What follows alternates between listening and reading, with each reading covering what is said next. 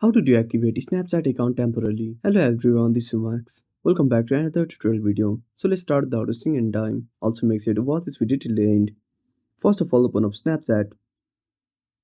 Now tap on your profile at the top left corner.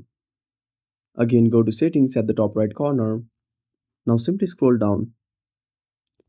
Now tap on delete account.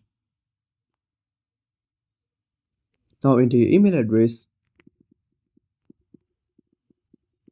Now tap on next when you're done. Now enter the password. Again tap on next. Now enter the password again and tap on continue to delete your account. Also remember, after 30 days, your account will be permanently deleted. So if you want to reactivate your account, simply log in before the 30 days period. And that's it. Thanks for watching. Make sure to subscribe our channel and hit the bell icon. See you in the next video.